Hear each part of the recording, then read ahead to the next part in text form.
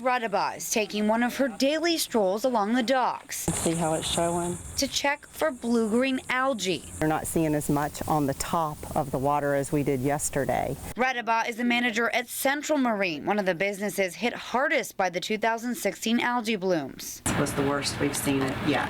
She's been documenting this water crisis in Martin County since 2005, and now that it's back, why are we doing this again? We've had 2 years to figure out some way to curtail this, maybe not stop it, but we're still no further along than we were in 2005. That is frustrating.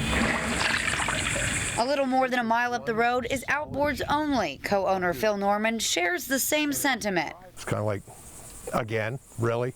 He still remembers the smell of that guacamole-like sludge that covered his marina 2 years ago. Yeah, that smells quite pleasant compared to what it was.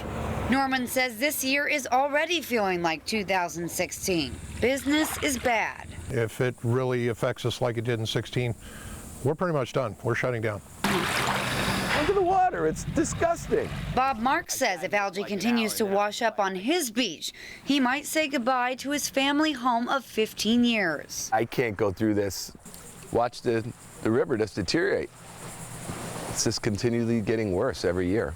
Exposure to high levels of blue-green algae has harmful effects on humans, animals, and the ecosystem because it contains a toxin called microcystin. Sightings of toxic algae only continue to increase. Since June, the Florida Department of Environmental Protection has collected algae bloom samples from 24 locations in Martin County, 6 in Indian River, and 3 in Palm Beach County. We're really at the beginning of this for 2018. Ecosystems and Restoration Management Manager John Maehl says Martin County is actively monitoring algae levels at these sites and putting up warning signs. The best role we can play is monitoring, communicating, and advocating, and we love to have citizen support on that. The blue-green algae is coming from nutrient-dense water released from Lake Okeechobee.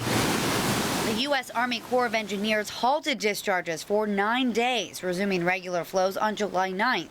Stating in a press release they found pulse discharges enable tidal flushing, which can improve conditions for estuary health. As long as they have to discharge water to either coast, it's going to be a problem. Dr. James Sullivan and his team at Florida Atlantic University Harbor Branch Oceanographic Institute are using new methods to further study this complex issue. This device is called the Sea Prism. This is one of them.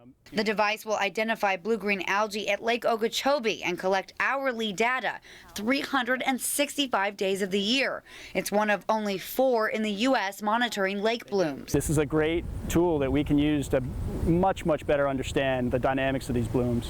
The U.S. Corps of Engineers has also started a project that will filter water from Lake Okeechobee before being discharged. However, these solutions will take time, and many only solve a portion of the problem.